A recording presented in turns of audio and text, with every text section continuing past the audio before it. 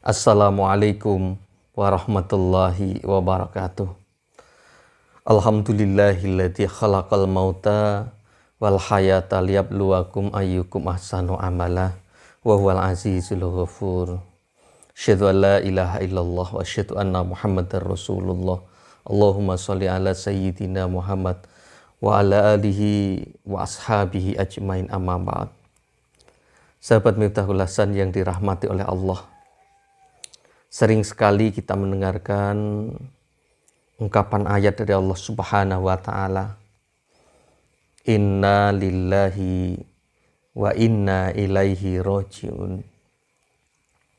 Kita datang dari Allah, kita milik Allah, dan akan kembali kepada Allah. Ayat ini populer dan sering kita ucapkan ketika kita mendengarkan orang meninggal, orang kena musibah, ketika kita sedih. Dalam kondisi saat ini baru saja kita menyimak dan menyaksikan ada musibah yang terjadi pada saudara-saudara kita.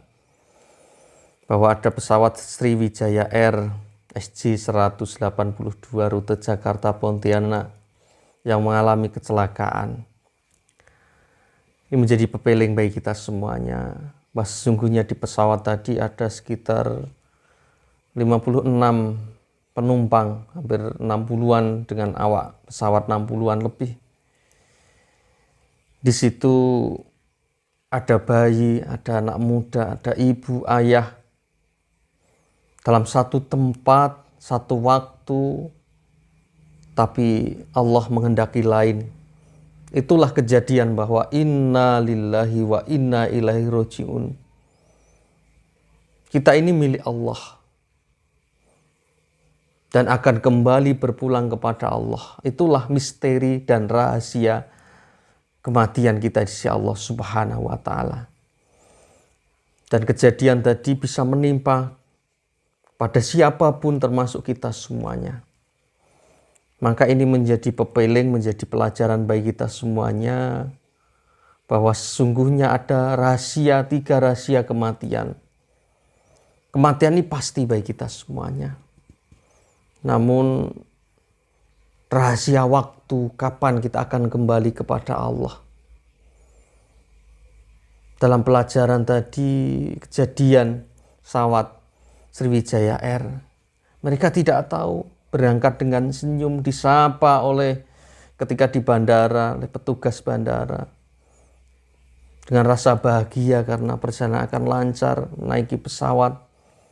Mereka senyum dengan keluarganya dan nanti akan menjumpai keluarganya sesuai dengan tujuannya masing-masing. Ternyata itu adalah satu waktu di mana mereka cuma satu jalan cara untuk berpulang, untuk bertemu dengan Sang Khalik penciptanya.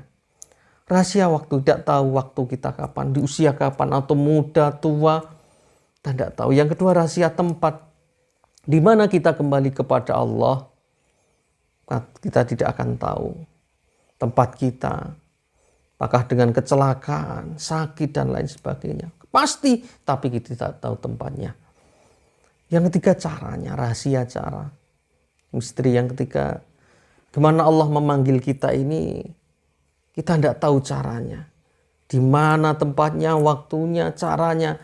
Ini adalah rahasia dari Allah Subhanahu wa Ta'ala. Itu sahabat Miftahul Hasan, mari kita persiapkan bekal kita, kehidupan kita ini di dunia untuk menghadap Allah adalah antri. Waktunya kita tidak tahu, likulli ummah ajal. Fa idza jajaluhum la yastakhiruna sa'atan wa la yastaqdimun. Setiap manusia pasti mengalami kematian. Tapi ketika sudah waktunya, sudah takdirnya di lauhil mahfudz ditentukan oleh Allah, kita tidak bisa mengundurkan sedetik saja, memajukan sedetik saja. Disitulah pertaruhan apakah kita husnul khotimah atau su'ul khotimah, kita kembali dalam kondisi baik atau tidak. Mestinya kita persiapkan bekal kita semuanya. Bahwa alam dunia ini menjadi mazru'ah, menjadi ladang bagi kita semuanya. Untuk menanam, untuk beramal. Masih ada alam kubur, alam kebangkitan, alam pertanggungjawaban, dan yang terakhir yaitu yaumul jaya, pembalasan bagi kita semuanya, yang ada artinya adanya surga dan neraka. Untuk itu menjadi pepeling bagi kita sahabat Miftahul Hasan semuanya, karena kematian ini adalah pasti bagi kita semuanya. Mari kita persiapkan dengan amal soleh kita, dengan ibadah kita kepada Allah, karena kita tidak tahu waktu kita kapan kembali kepada Allah, tempatnya kapan, caranya kapan, muda, tua, semuanya bisa terjadi pada kita semuanya. Maka jangan menunda amal soleh, jangan menunda ibadah kita kepada Allah Subhanahu wa Ta'ala. Jangan menunda taubat kita kepada Allah.